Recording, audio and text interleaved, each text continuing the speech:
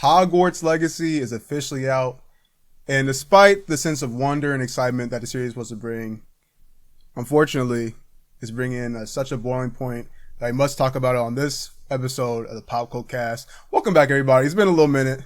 We've been getting, we're doing a lot. We're doing a whole life thing, right? First, I always got to check in on my co-host. How you doing, Caleb? Dude, I'm doing fantastic. What about you?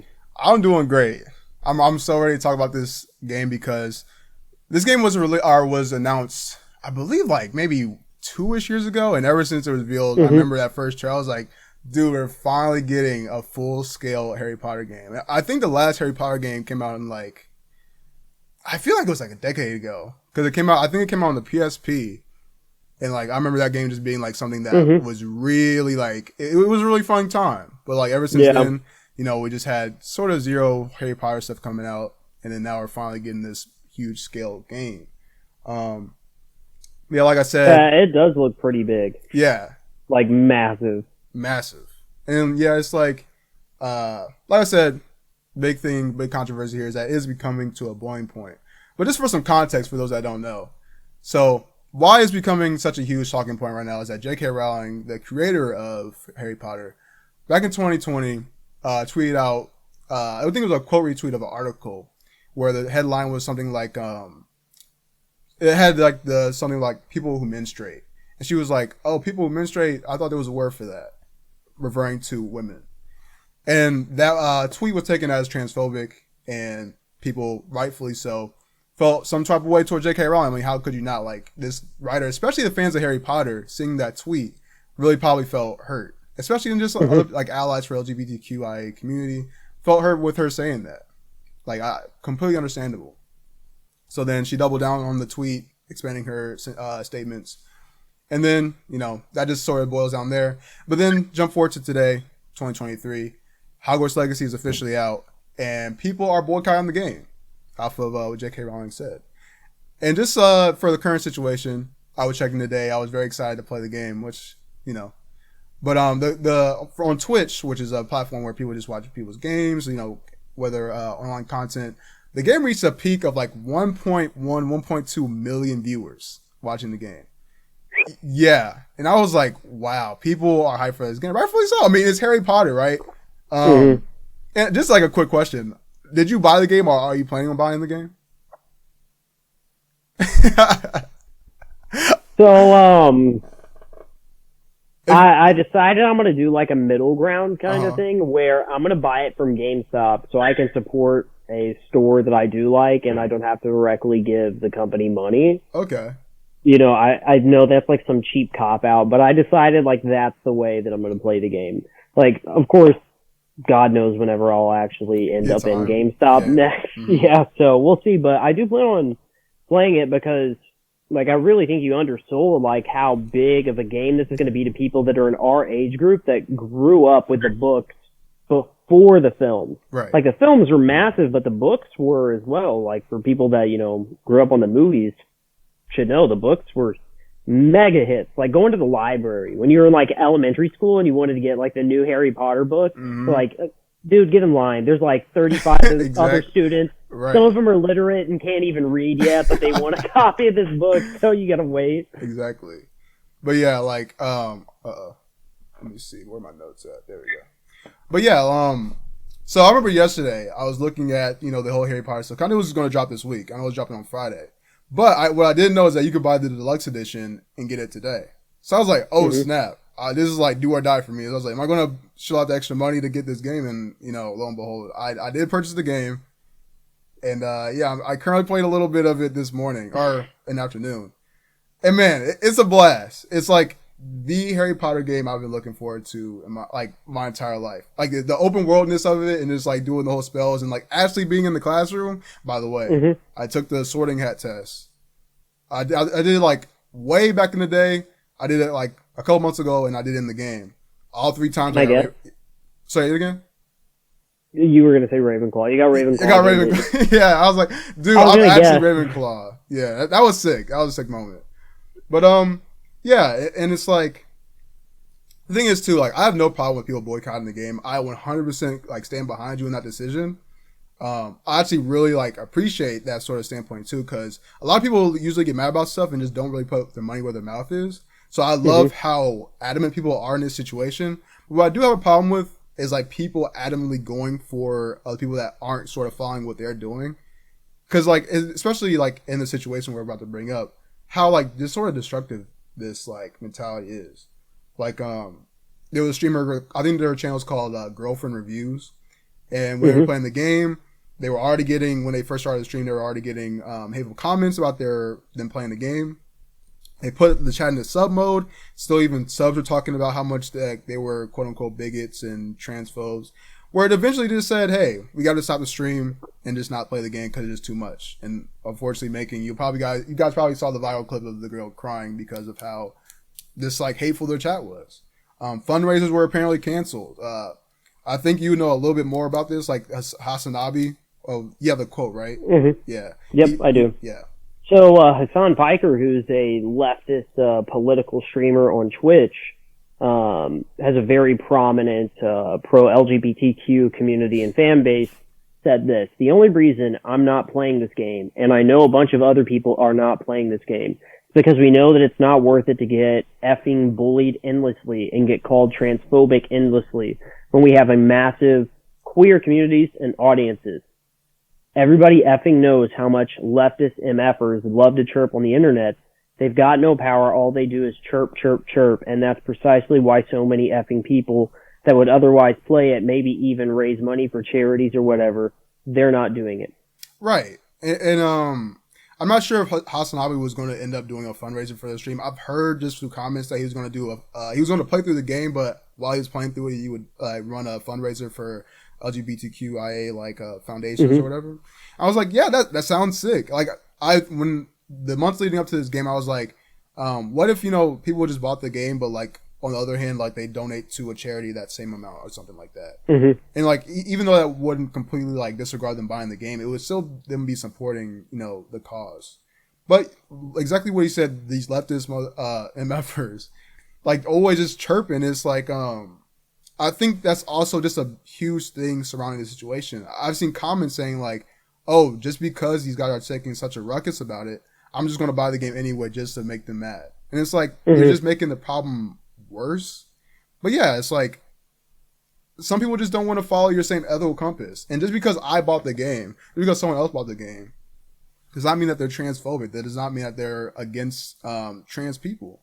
Like, I think it's also hypocritical. Oh, actually, before I go on that, what's your initial thoughts on this whole thing?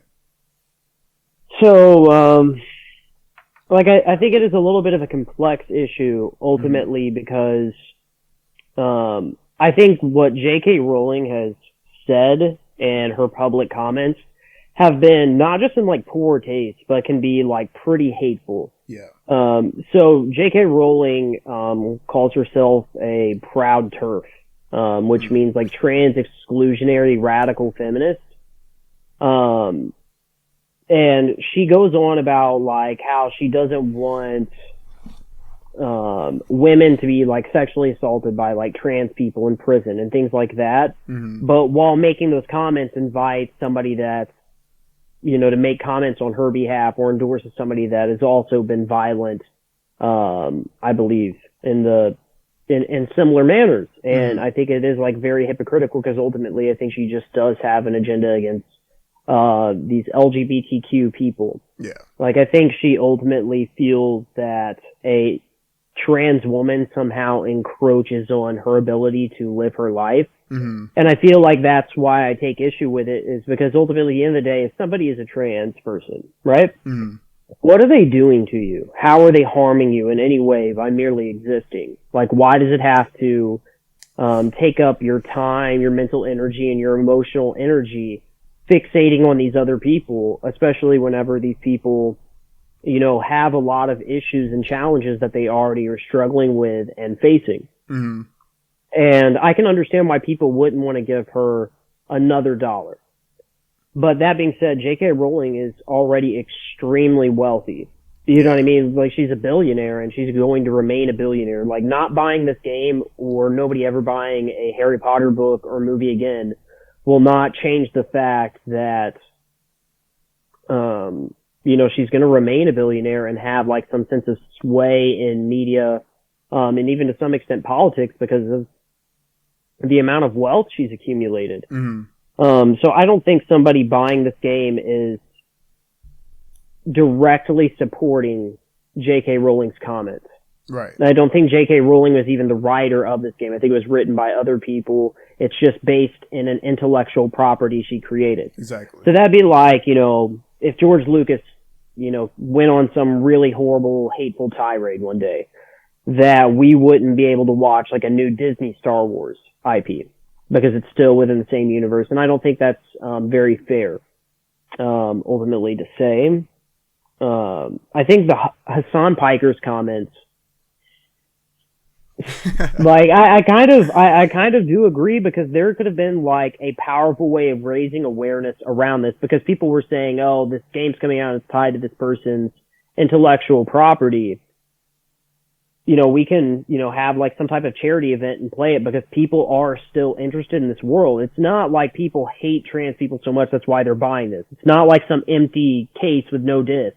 Like what's on this disc and like what's in this game is very appealing to people, like I said, that grew up in our time period that think that this universe is, very rich and like a big part of their childhoods and they want a chance to explore that world as an adult through a video game. And like open world video games are amazing. Like they give you the ability to live a whole different life. Literally. And I'm not sure if you like agree with me with this or not, but whenever you were younger and you read Harry Potter, did you not think like, damn, why, when I was 12, how come nobody showed up and said, you're a wizard? Exactly. Why wasn't I in this world, right? Like, why is my life so boring in comparison to Harry Potter's? Like, this isn't fair. Almost like how some people watched Avatar and they're like, man, why am I not a blue cat? Or like, person, I think the quintessential version of this as a kid is like, just like Pokemon not being real. Like, bro, I want to go out there and being like a gym leader, like being gym leaders and doing Elite Four thing and everything. But you graduate school at 12 in Pokemon. Exactly, and do your own thing for like forever. And it's like, I think the worst thing about this, especially when it comes to the boycott, or in terms of like the potential, is like this is like the worst series that you could have even boycotted. Because it's not in terms of like you deciding to do that, but like in terms of the effect it would have. Because, dude, like. I don't know, a couple thousand people not buying this game, like, it's like nothing. Cause it's Harry Potter, right? Like, even because I'm not a huge Harry Potter fan. Like, I wasn't like the kid that was like at the signings or whatever, going to the new movies and everything. But like, just the thought of like I said in the beginning, I'll keep iterating this point, a full scale Harry Potter game where I can like be in this world and role play as a wizard, get on my broomstick and just like explore the world. Bro, I was hopping on this game immediately. Because, So I want to say this.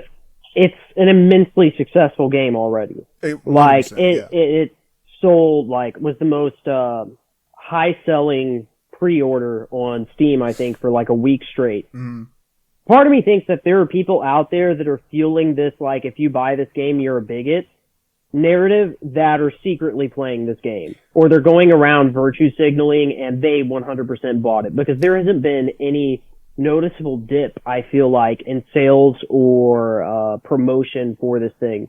And I want to say, I think that this, narrative that you're showing your hate for trans people by playing this game is going to be harmful to trans people, because if you're like a trans kid, right, you're like 15, 16, where you can get very emotionally tied to like narratives that you like can see, and especially when they affect you directly, like, you're going to see how well this game sold, and you may just internalize the message, wow, like, this is another example of just how much so many people hate me, rather than, seeing it as, like, all these different individuals on their own personal journey choosing to, like, enjoy life in this manner, to escape from, like, their own problems. Like, it's a lot more complex to that, but, reducing this message to, like, you buy this, you're a hater, I think will, like, hurt these people even more. Like, it will be another way that they can like look at the world and say, dang, everybody is against me. And I think that's ultimately like quite foul.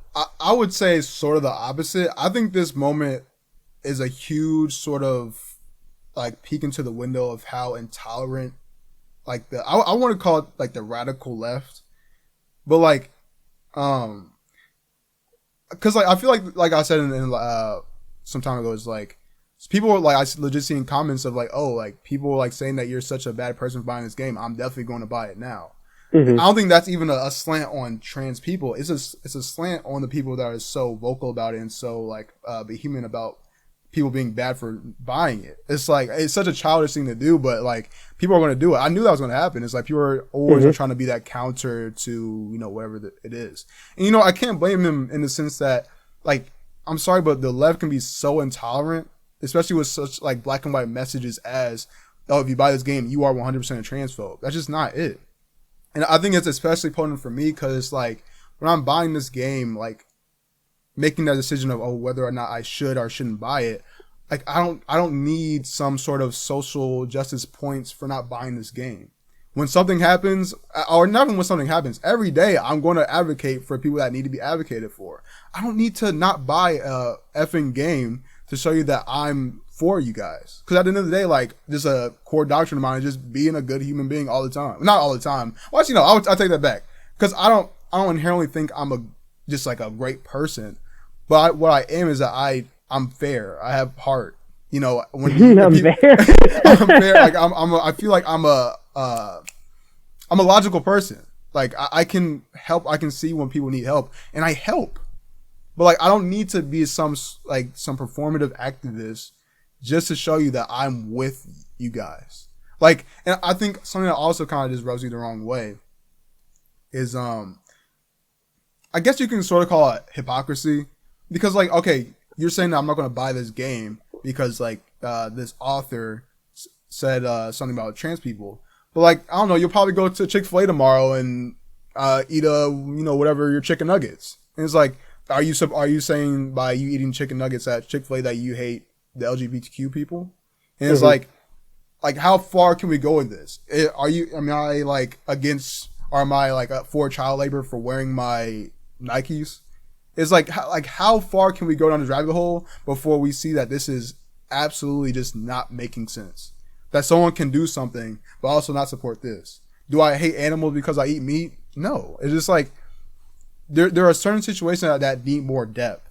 And for me, like such a huge problem, you know, diving into like I guess political aspects of this, it's just like I truly believe that the left is, and like not even the left, I'm sorry, the radical left is so intolerant that I can sort of see, especially from this situation, where like sides are flipping. They see how intolerant, how just like nonsensical some of the radical left can be, and I can totally see there being a switching point for people to kind of just switch sides. Like I don't want to be associated with people that don't want to talk about issues. Because at the end of the day, all I want in this world is for me and you, me and some random person to have a completely different opinion. And I just respect, and I can still love that person for having that different opinion. That's all I want.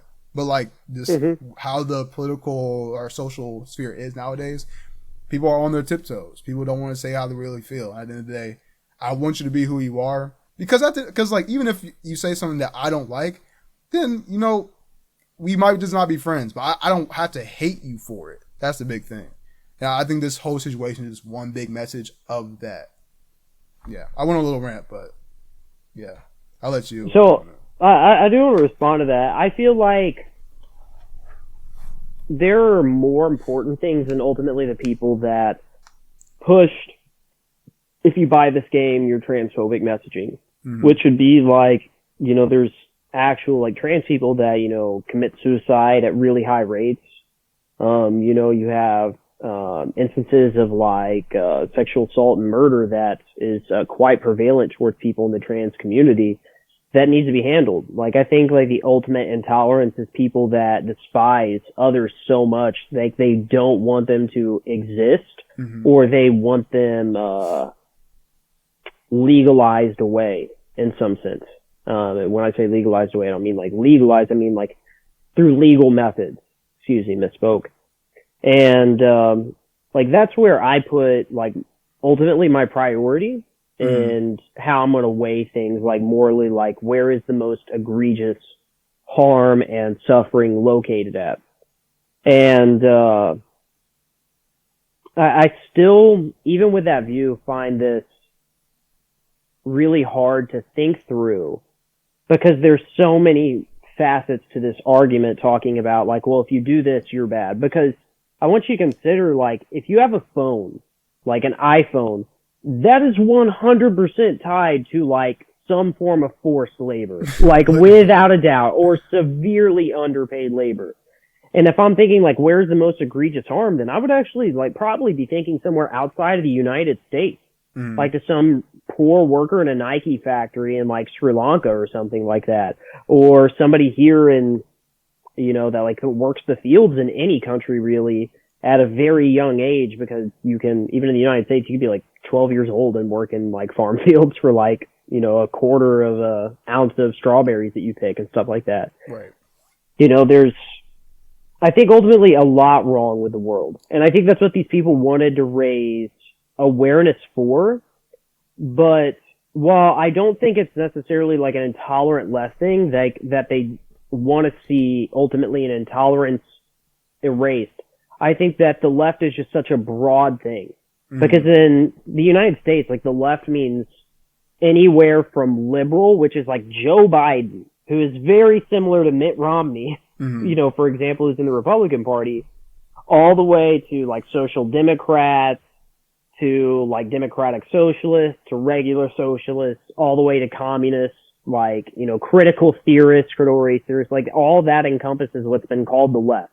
Like, it's very broad. Right. And you can have certain elements of this humongous spectrum upset about something at any point in time. Like, even libertarians can fall into this shtick. Like, for example, like, let's say you have somebody that's like, well, I think smoking weed makes you stupid and should be illegal. That would make people on the left upset, but it would also make, like, right-leaning libertarians upset as well, and they may voice a criticism of that, and that person could say, oh, well, I just voiced my opinion on cannabis, like, why is the left attacking me? Right. I think that's a problem with a broad thing, but because it's also broad, I think they have a horrible issue with messaging. Because I think what Hassan Piker was doing was offering a powerful, you know, actually put money where his mouth is kind of messaging that would have allowed people to say, hey, it's cool to enjoy this thing that you grew up with that helps you have an escape from this world. And there's nothing wrong with trying to have a good life. Because isn't that, like, ultimately what it's all about? We want everybody on this planet to have a good life, to have food, water, love, care, shelter. You know, all those things. And we can raise awareness for these people that are inadequate in those things. Like, they don't have access to that. They don't have, like, a loving and supporting environment. They're bullied and such like that. And I think that was better than, you know, just going into these streamers' chats and, like, bullying them until the guy's girlfriend cries. You know, she's breaking down because people are saying she's horrible. Like, I feel like it's a huge messaging problem. And I feel like that's why it's so easy to say, like, oh, the left is intolerant, is because that's a much easier message to get across when you have, like, these scattered groups of people that are being lumped under one spectrum. Right. And I'm not trying to say, like, this is all the left problem. That's why I was trying to use, like, the term. I don't even know if there's an actual term, because I just know people say, like, far right for, like, you know, that, because when you say far right, you have a very clear picture in your head what someone on far right participates in and all that. When I think of someone as, if I let's call them the far left, I think of people that, like Hassan called out, people on Twitter that have to find the problem, like the social, political problem of every situation, and try to be the grandstanding person because they want to show that they're an ally for XYZ person. And it's like, for me, that's that view. But, like, that's just not, because I can see someone from the left, like a rational person, being like, okay, I'm not going to support this game, but I'm also not going to, like, make, I don't know if you saw, but they're like, someone made a website of, you can type in your favorite Twitch streamer or just Twitch streamer in general. And it's like, I think the website URL is like, are they streaming that Wizard game? And yeah, and it's like, it's for, like, people just say it's for target harassment, but maybe it's just like just checking if they're streaming that game. I don't know.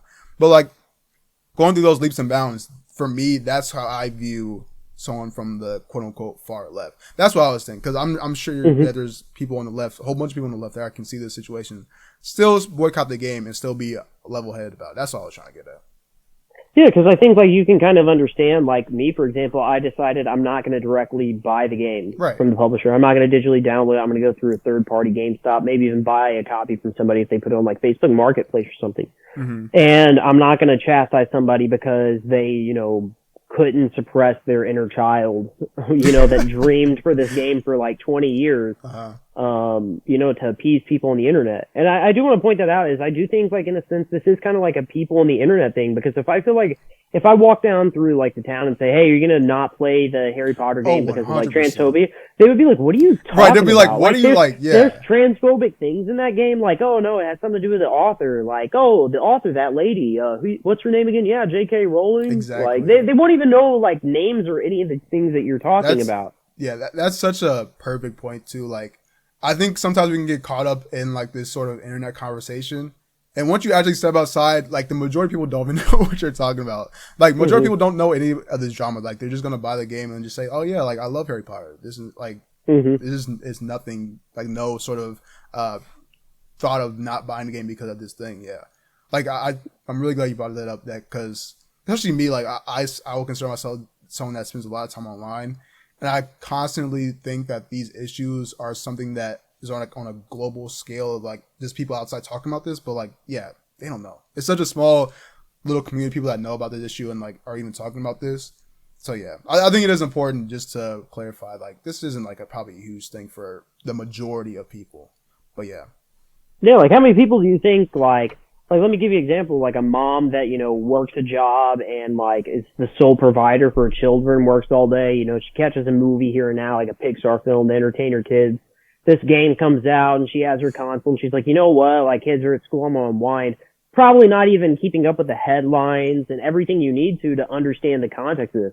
Like, truth be told, the people that understand the story are the people that are on Twitter at minimum, like an hour, 30 minutes to an hour a day minimum. Like that's how much time you'd have to dedicate to be moderately informed, plus read some articles, follows J.K. Rowling on social media, like, and they've kept up with this like narrative that's been, kind of really pushed in the mainstream when Dave Chappelle's special was considered transphobic. Like, I feel like that's where the conversation about artists and like their personal viewpoints like really went really big online, and it's honestly stayed there is when Dave Chappelle did it first. Right. And like I don't think if somebody walked in and like saw that mom that works so hard and doesn't pay attention to things outside of her home, sees it on her like console's dashboard and they're like, oh my goodness, like you're a horrible person, like I hate you now. Like that wouldn't make any sense. Like honestly, I do want to go back to like the spectrum thing of the left. Like you said, Hassan Piker feels this way and you kind of endorse like what you described as a level-headedness of him. But here's the thing, to many people in the United States, Hassan Piker is considered the far left. Yeah, I mean, here's the thing, like, I didn't want to bring it up, but like, yeah, like a lot of since I spent a lot of time online, like the clips I've seen of Hassan Piker, like going like this in the past, like is not someone that I would personally get behind. I think he has a lot of, I don't even know how to describe. I would just say like ultra progressive views or just like extreme, like I said, far left views. Like you said, like I think a lot of people, if I'm given my situation, like would consider him far left. So like when I saw that clip today before hitting this recording, like I was actually really surprised that he was so level-headed about it. 'Cause I feel like I was 100% expecting Hassan to be like, I wasn't going to stream the game, which apparently he was going to stream it just for like a fundraiser, which would have been like we said, an extremely cool idea. That he's like he wasn't like as opposed to the game as I thought. So I was very surprised. And especially how he kind of said in his quote, like labeling, like, I forgot the exact wording, but like just saying like, essentially like, sectioning off the left, where he's saying like, okay, the vocal left, like these people that are chirping are about this game. He's sort of like getting off as far away as those people as possible. That's what it sounded like when he said that to me. So I think the chirping comment is kind of interesting because, he pointed out, he said, like, the left has, like, no power here, and, like, that's all they do is chirp, chirp, chirp. And I feel like it was an interesting comment because, in a sense, yeah, like, there is no real parallel for Hassan Piker in Congress. Like, I know some people would say, like, AOC, but I think AOC is, like, very much so to the right of Hassan. Like, I think Hassan, like, you described as ultra-progressive, but I think he's, like, staunchly, like, social democrat to democratic socialist, like in that spectrum. Like he would endorse like views in Jacobin magazine, for example. Yeah. And if Hassan Piker was hypothetically elected to Congress, he would be like to the left of Bernie Sanders. He would be the most left-leaning person in the United States government. And I don't know, like that's absolutely flabbergasting to ultimately think about, that we don't have any real world counterparts to these belief systems for the people that echo these sentiments. And I feel like maybe that's why like the desperation and hostilities can sometimes rise from, is that sense of desperation, knowing that there's no progress, or feeling that there's no progress being made in regards to these things. 100%. Like, if we've been seeing people struggle to see improvements in trans people's lives and more acceptance in recent years, but we're still stuck with people like getting absurdly mad that there may be a unisex bathroom in the airport. It's like, why do I care? Like, I don't care who was in the bathroom before I was. You know what I mean? Like, I think that's a weird thing to care about. Right. But there are people that are so against trans people, like they're hot about like issues and things such as that. And when that is still like in the mainstream, like, should we have these bathrooms or not? Like, you know, where should we house people in prisons? Like, we get away from, you know, like, well, these, you know, trans kids are killing themselves at much higher rates than their peers. You know, they clearly do need more assistance than your average adolescent or young adult, because we can look at these factors such as like mental health issues, like depression, you know, dealing with bullying, things like that. Like, we're not even really there as a society to have that conversation, because we're still stuck with where, I guess you could say, people on the right or skeptics on the center really have us with this issue. So I think that that's where a sense of hostility can come from. You know, like I think to, you know, put it very plainly, like there's some people that will be more, like feel like a Malcolm X, for example, is the right way forward in comparison to like a Dr. King on issues of progressive change. It just depends on what particular worldview you will prescribe to and what you think is going to be the antidote for progress. Yeah. Like, what do you think will be the path forward? Do you treat people with compassion 24/7, even when they voice opinions and viewpoints that are so hostile to somebody's like state of being? And I know like we're having like a really complex conversation about it, but I think it is a complex conversation that's like worth ultimately having. Like, it is, I think a good thing about this game is, and the controversy surrounding it, is we are talking about something like this. There are people talking about it. Like, there are people aware, like, yo, these people that are buying this game specifically because they want to show how many copies they got to a trans person, those people kind of suck. They're kind of bullies in their own right. Like, just, if you want to play the game, but like, why you want to like go and inflict harm on people? Right. And, you know, you have the view, like, why are you over here trying to inflict harm on people because they want to enjoy a game? And from there, we're talking about, like, well, what are problems people in the trans community having? You know, like what Hassan Piker wanted to do with the game, you know, raise funds. But I think it's like a growing pain of society, you know, like we have these issues, we have people that are suffering, how are we going to fix it? And you're going to have people that are going to get very passionate on all sides about what they think the antidote for, you know, society's wrongs ultimately is. Right. Beautifully said, man. You put that very, very well. Just like ending this off on a positive note, speaking of IPs being transitioned into these grand scale games, really high quality games, is there any game that you want, your dream game or dream IP, that you can be transferred into a game? Which one? Yes. Oh. Yes. I want an open world RPG Star Wars on I a knew you were going to say console. Star Wars, yeah. Who doesn't want that? Like, come on, Knights of the Old Republic. Just remake it. Like, 4K graphics. Give it to me, please. Like, that is a rich world. Like, I'm so starved for open world RPGs at this point. I would take, like, a Game of Thrones open world RPG. I would settle. But the one I want is, like, give me Star Wars.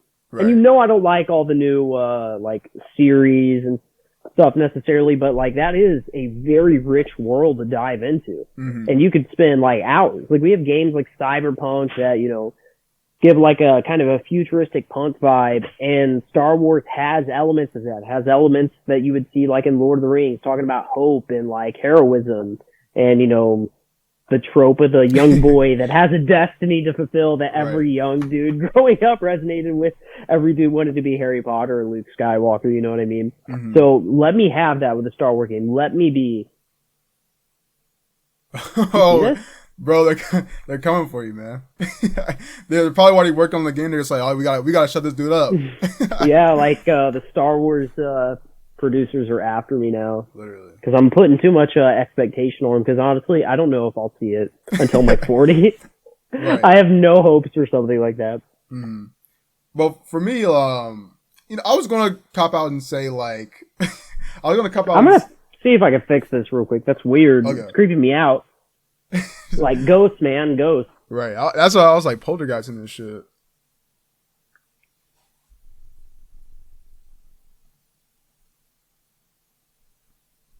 Okay.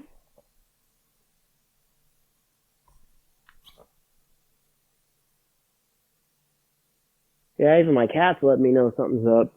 Alright, if it flickers, it flickers. You should just drop in the 2 hours later SpongeBob. 2 hours later. No, but I guess we're flickering. Right. I do want to actually, that brings me up. So you want that, you know, the open world RPG Star Wars game. Did you play it's not called Rogue One. What was the Oh yes, did you play Star Wars Fallen Order? Fallen Order. Yeah, it's the main guy, Cal Kestis. He played. Oh yeah, the red-haired dude. Yeah. No. Dang. Yeah, bro. Like honestly, I would have played it if it was a created character. Mm-hmm. I'm being completely honest, whenever that game was first announced, that's what I thought it was going to be. I was like, oh yeah, here we go. And they're like, no, it's a completely scripted story, you know, like play a video game version of what could be a TV show or movie. And I was like, I don't care. Mm-hmm. Yeah. I'll probably be disappointed anyway. Yeah. For me, I was going to cop out. I was going to do a cop out answer. And I guess it's not even really, you know, an IP that hasn't been a game before, but I'm just really looking forward to just one day having a remaster of Metal Gear Solid 1. You guys seen that flag? Like, I really want to get into the world of Metal Gear, but like, I just don't want to go back to like download like 2 emulators just to play Metal Gear Solid 1. I'm good. I'll just wait. Do you have a PlayStation? PlayStation 1? No, do you have a PS3, 4, or 5? I do. Well, I'm pretty sure you can get the HD collection, and it will have Metal Gear Solid 1 within MGS3. Wait, really? Yeah, I'm pretty sure if you buy the HD collection that has Peace Walker, Metal Gear Solid 2, and 3, if you click on 3, the menu should have a drop down to play Metal Gear Solid, as well as Metal Gear and Metal Gear 2 on the old, like, I think it was the SNES or whatever it was called. Well, like, you know, predates me. Yeah.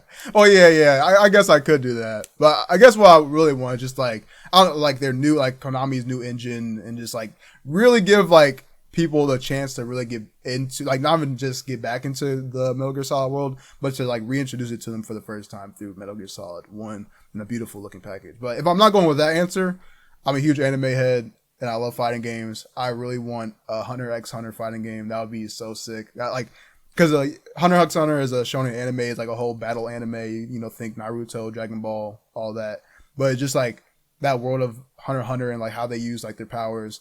It is such a good thing for a fighting game. So Hunter x Hunter guys, please do a fighting game. But we're running a little bit over time.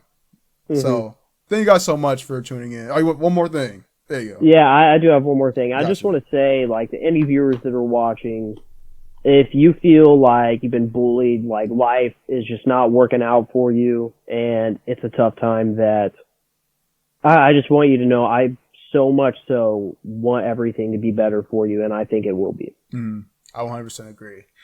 And I also want to add to that a little bit, or at least my own sentiment, is like, be true to who you are, but also at the same time, like, you know, help people out when you need to, even if you feel like it. And just like, you know, be a good person. That's, at the end of the day, just be a good person. I think that's the biggest thing here. But what do you guys think about the controversy happening? Are you buying the game? Tell me what Hogwarts house you got. I wonder for Ravenclaw bros. Tell me in the comments. But we'll catch you next time, PopCast.